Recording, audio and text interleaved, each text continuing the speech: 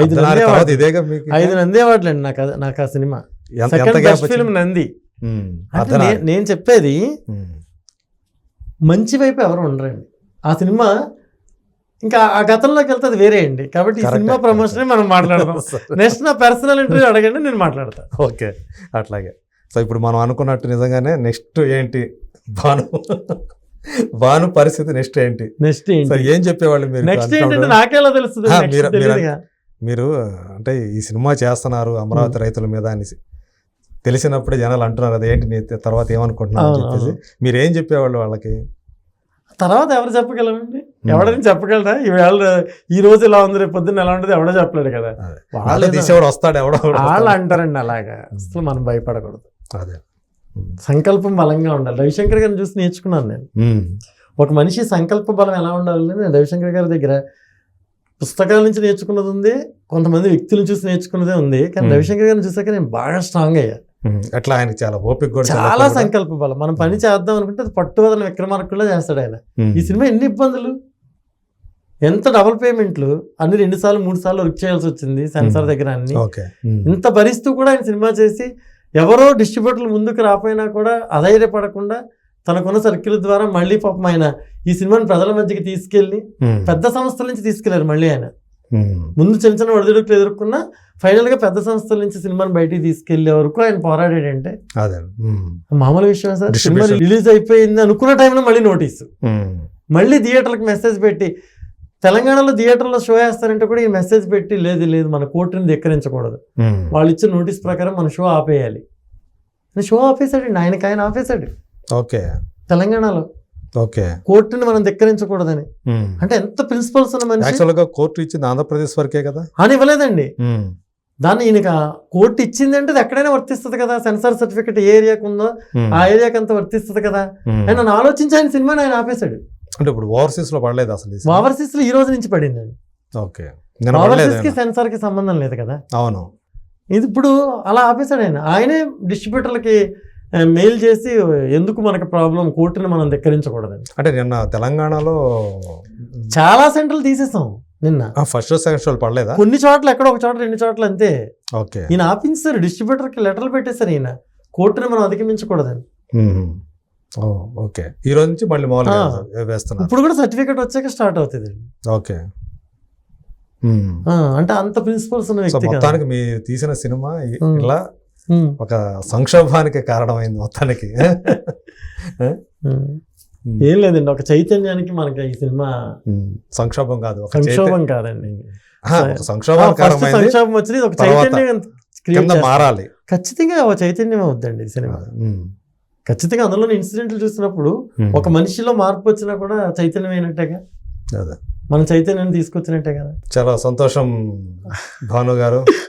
So రాజధాని files తోటి మీరు అందరిలోనూ ఒక్కసారిగా అలర్ట్నెస్ తీసుకొచ్చారు, అలర్ట్ అయ్యారు అందరూ కూడా. ఆ రోజు ట్రైలర్ వచ్చినప్పుడు చాలా చాలా బాగా రెస్పాన్స్ వచ్చింది. సినిమా చూసాము, సినిమాలో అదే మీరు అన్నట్టు చాలా సన్నివేశాలను మీరు డైరెక్ట్గా హృదయాల్ని తాకే విధంగా తీశారు. వాళ్ళ యొక్క కథల్ని, వాళ్ళ వ్యతలంటే కన్నీటితో కూడుకున్న కథలని. సో వాళ్ళ అన్నీ కూడా తెరపైకి చాలా వరకు ఎఫెక్టివ్గా చూపించారు. సో ఇలాంటి సినిమా తర్వాత మీరు అంటే భాను దర్శకుడిగా ఖచ్చితంగా ఆ మంచి పేరు ఏదైతే ఉందో ఖచ్చితంగా వస్తుంది మీకు. సో ఫ్యూచర్లో కూడా ఇలాగే మంచి మంచి కథలతోటి ఫ్యూచర్లో నేను తీయడానికి రెడీ అండి. రవిశంకర్ గారు లాగా ప్రొడ్యూసర్లు ముందుకు వచ్చి సామాజిక ఇంకా ఉండయా ఏంటి సార్, తీసేవాళ్ళు ఉంటే రాసేవాళ్ళు నేను కాదు, 100 మంది ఉన్నారండి. ఎక్స్ట్రాడనరీ క్రియేటర్స్ ఉన్నారండి మన ఇండస్ట్రీలో. రావట్లేదు కదా, రచయితలు ఉన్నారు, వాళ్ళకి అవకాశం దొరకాలి కదా సార్. దొరికినప్పుడు సినిమాలు తీసే నిర్మాతలు ముందుకు రావాలి కదా. అవునండి, సామాజిక వ్యాపారం అనే అనుకుంటారు అంతా కూడా. అది మీరు అన్నట్టు రవిశంకర్ గారు నాకు ఇది వ్యాపారం కాదు సామాజిక బాధ్యత అనుకున్నారు కాబట్టి సినిమా తీయగలిగాం మనం. లేకపోతే ఎలా తీయగలుగుతామని తీయలేం మనం, ఇంపాసిబుల్ అసలు. తీసినా బయటికి తేలాం సినిమాని. ఆయన సంకల్ప బలమే సినిమాని బయటికి తీసుకొచ్చింది.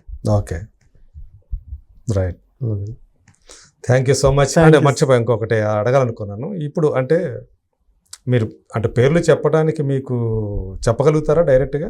ఎవరేమండి అందులో పాత్రధారులు ఎవరిని ఉద్దేశించి ఆ పాత్రలు చేసి పెట్టారు అనేది, అంటే మీ పాత్రల పేర్లు పెట్టలేదు కదా, పెట్టలేదండి, అర్థమైపోతుంది కదా సార్ జనానికి. చాలా అంటారు అది. ఇప్పుడు సినిమా అనేది అర్థం అవడం కోసం తీస్తాం మనం, అది జనానికి అర్థం అవుద్ది కదా సార్ ఎవరు ఏంటి అని.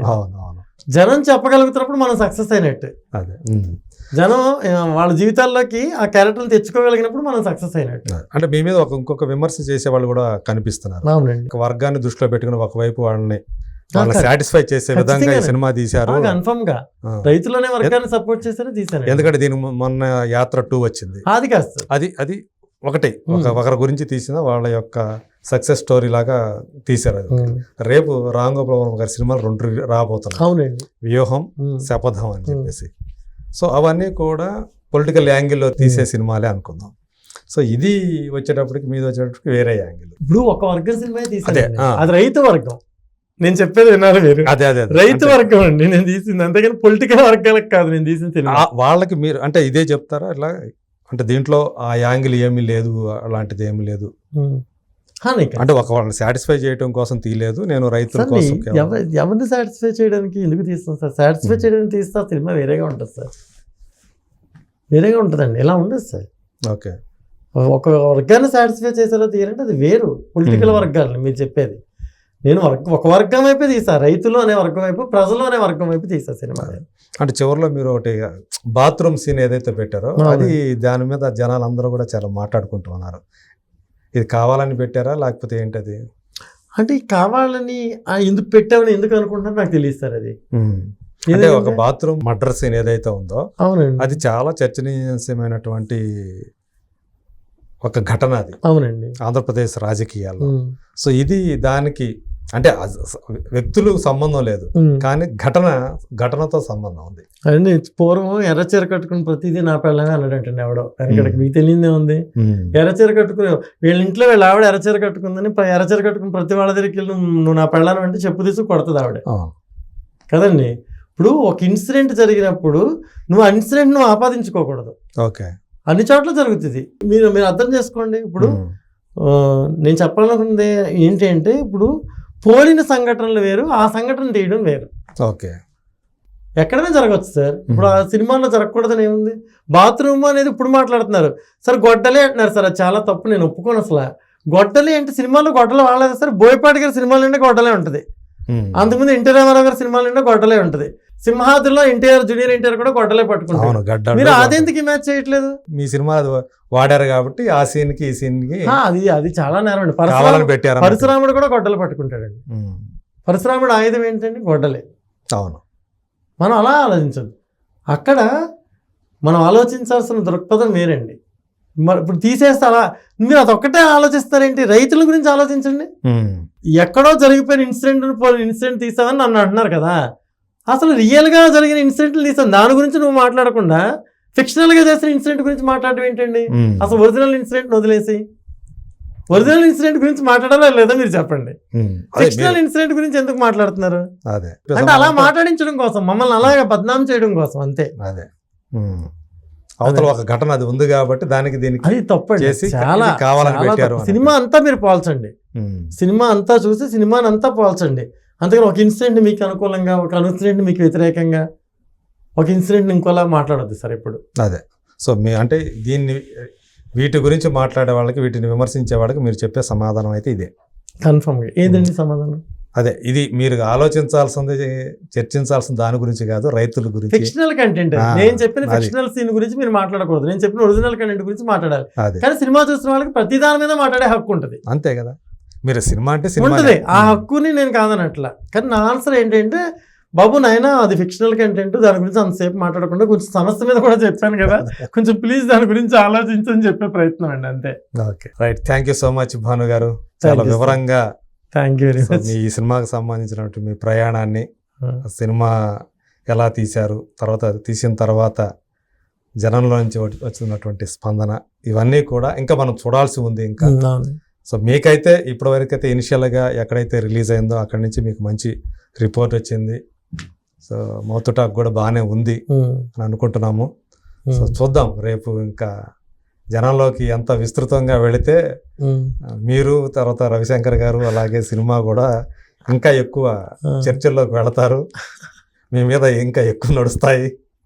సో వాటన్నిటికీ కూడా మీరు రెడీగా ఉండాలి. ఎనీహౌ డెఫినెట్గా మీరు చేసిన ఒక మంచి ప్రయత్నం, అమరావతి రైతుల యొక్క వాళ్ళ త్యాగం ఏదైతే ఉందో దాని మీద ఫోకస్ పెట్టి తీసిన సినిమా కాబట్టి ఆ సందేశం కనుక అందుకుంటే, జనాలు కనుక తీసుకుంటే, మీరేదైతే ఈ సినిమా కోసం పడ్డ శ్రమ ఏదైతే ఉందో, ఈ సినిమా వెనుక ఉన్నటువంటి అభిప్రాయం ఉద్దేశం ఏదైతే ఉందో అది ఫుల్ఫిల్ అవుతుందని చెప్పేసి నేను నమ్ముతున్నాను.